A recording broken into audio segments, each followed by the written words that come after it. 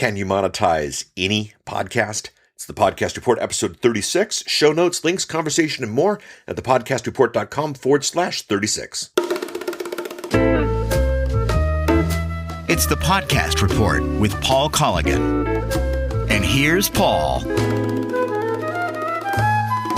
Okay, first, the big idea. Sure, you can monetize any podcast you want, but is the juice worth the squeeze? Hi, my name is Paul Colligan. I am the author of a number of books, including right now the number one best-selling How to Podcast 2015. I've been part of the podcasting space since day one, having a blast with it, love the industry. I've done many podcasts about podcasting. This is my latest. Two audiences for this show. Obviously, the podcaster. A bunch of you have reached out, have said you appreciate the show. Thank you. Hopefully, we're all becoming better podcasters as a result. Second audience, though, and if you have someone you can share this with, please do. Those thinking about getting into podcasting, those who know that the conversation, the dialogue is more than, what microphone should I use? Podcast Report is not a massive play, but it's a deep one. I'm hoping to go deep with you. And if I'm not going deep, you want to go deeper, that kind of stuff, let me know. Let's join into the dialogue here. So why this topic? Well, from a raw number standpoint, one thing you want to do in podcasting always is look at what your audience is passionate about. And my audience is passionate about monetization. Every episode we've done about monetization, different models, different approaches. These have been the top downloaded. These have been the top requested, the top commented on, with a bullet. Now, this is not going to be the podcast monetization report. Don't worry here. But it is a topic that you are very, very interested in. It's an important question with a lot of different answers. Now, I'm pretty opinionated about this. If you've listened to any episodes of this show, you know that. I've got some ideas here, but I did start a thread on the Google group, the Google community for podcasting. I know there's a bunch of them. The main one, I've got a link to you in the show notes at thepodcastreport.com/36. That brought up some interesting ideas. Didn't necessarily change thoughts, but it changed the direction a little bit for the show, and I'm glad I did this, and this show will reflect that. Monetization dictates for many what they do next. Some people thought they would be able to monetize, and then they're not monetizing anymore, and what they felt was, a quote-unquote labor of love at the beginning is now just a pain in the butt because they're seeing no return from it. So what do you do if you realize that the answer is no? And that's going to change a little bit when we take a look at what I'm doing with the community comments. But what do we do there? Anyway, I don't recommend the quote, the movie that the quote came from. It's The Girl Next Door.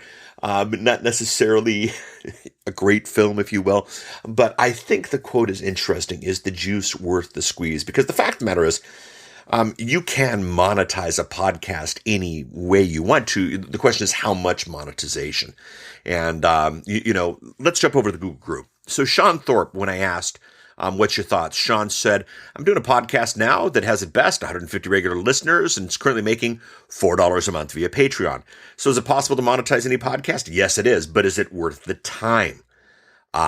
Great point, Sean. Ray Ortega, also great point. I agree with Sean. Yes, technically you can monetize any podcast, but we need some kind of threshold. What's the minimum? What's the difference between hobby money and real income? Great points.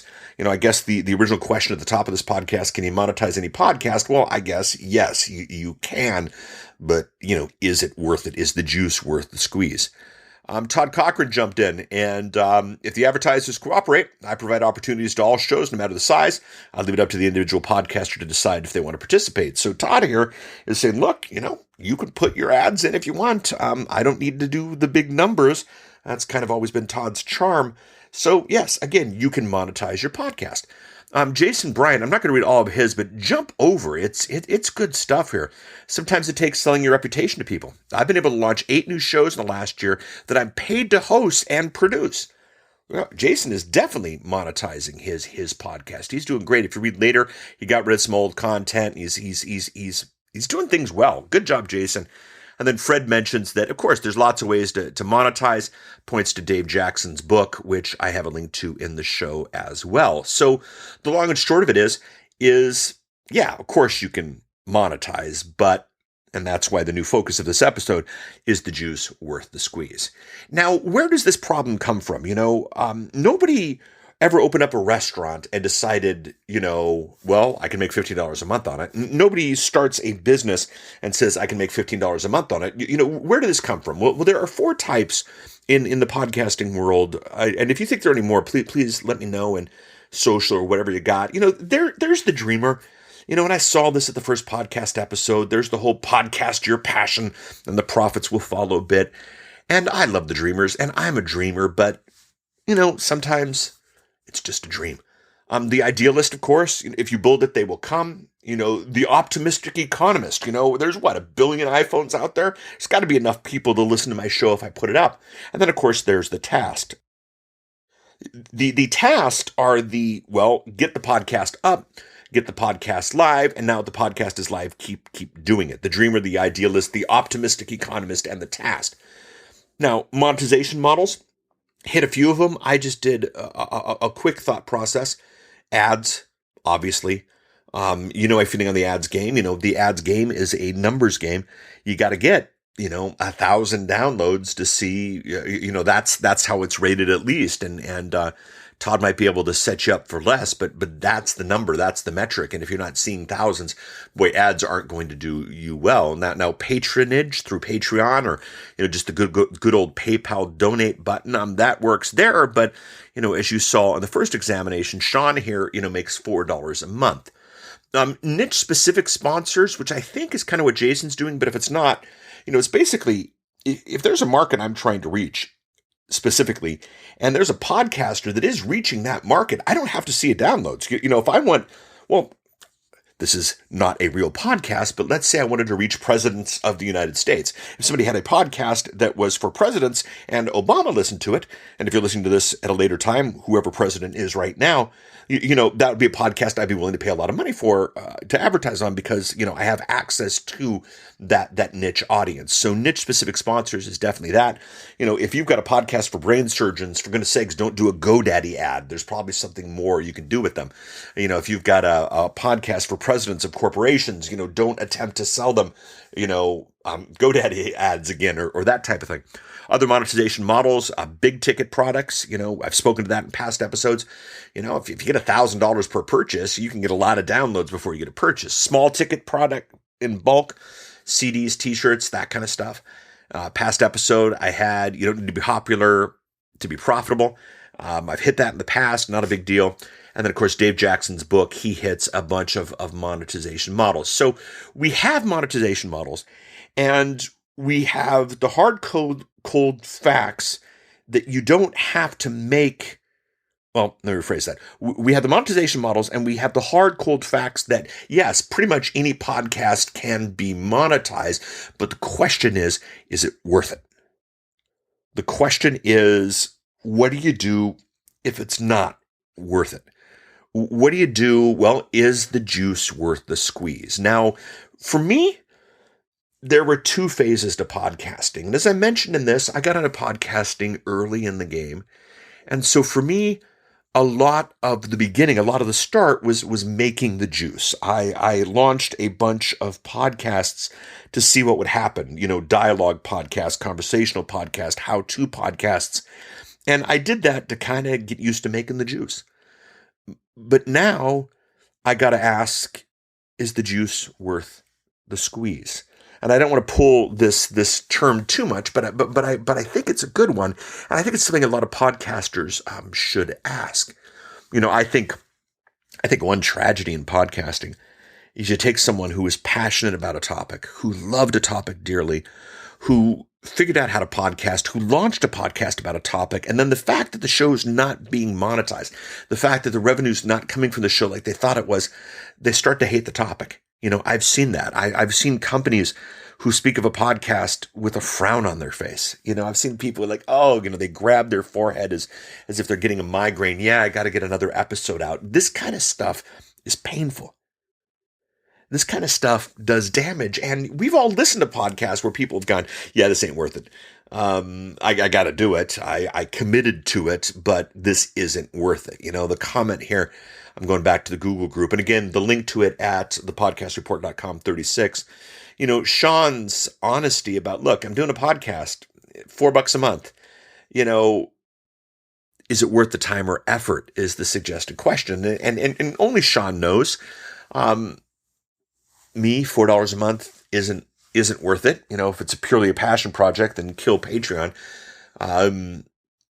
So option phase 1 was making the juice. But phase 2, and I think this is a place where I need to be, and I think this is a place, honestly, where the industry needs to be, is it worth the squeeze? Is it worth the time and the effort that you put into this show? Or you put into your show? And it's funny, last week I started a thread that got some, yeah, it was interesting what happened. Upset some people, and didn't mean to upset some people, but what was interesting was I mentioned in the Tim Ferriss podcast that Tim was interviewing the guy from Startup, Bloomberg, and Bloomberg was speaking in the Startup episode about how, all the work he does, all the effort he does, all the time he spends producing that show, and it's a fabulous show, that he doesn't know if it's worth it compared to the interview style of podcast that Tim Ferriss does. And I'll tell you this, the interview of Tim Ferriss with Bloomberg to me was far more fascinating than any of the highly produced shows that Bloomberg put together. So Bloomberg is getting a lot of downloads. Let's face it, Serial, 5 million in 1 month. God bless you guys. But is it worth it? You got to look at that. And Serial has a staff of 12, and they worked on this for a year. And oh my goodness, there's a lot of work that needs to be done. So you need to ask if it's worth it. I am making sure that this podcast is worth it. And I've got another podcast on the drawing board that I'm going to make sure is worth it. But here are my thoughts. What do you do if the juice isn't worth the squeeze? 2 options. Option number 1, kill the show. Just consider killing the show. And there might be a situation where the back catalog online is doing more damage than good. And in that case, you might want to even remove the show from iTunes, remove the show from the directories, obviously download an archive, obviously keep a copy of that. You might want to kill it. If you got the market all wrong, it might be your only opinion. You've heard me speak to market, message, monetization, media. Well, maybe if you got a market that there's just no message for and there's no monetization for, maybe you just need to kill it. But the other option is, and I've spoken to this in the past, but I want to encourage you again, is what Mike Hyatt did with his podcast. And it was funny, Mike Hyatt's podcast was doing great, but he realized, even though the money I'm sure was pretty good, Mike seems to be doing fine. He realized that the juice wasn't worth the squeeze for the way he was doing the podcast. And in episode, I think it was 100 of season 1, he shared that, here are the things he didn't like, here are the things that he did like, here's the thing that he's going to do differently. And then he rebooted the show. He started the show over again. He went to season 2 with a new format, and he changed almost everything about it, but kept the subscribers because the audience was good and the audience went with him. And I think it's a far better show. So if the juice isn't worth the squeeze, 2 options. Kill it, which is viable. There's a couple of podcasts I need to pull off of iTunes myself now that I'm saying this. And of course, option number 2 is the season 2 or the reboot. I'd like your thoughts on this one. Would love to hear your thoughts. You can head up to thepodcastreport.com/36. Make some comments on this one. We've also at all the great social places, thepodcastreport.com/Twitter, thepodcastreport.com/Facebook.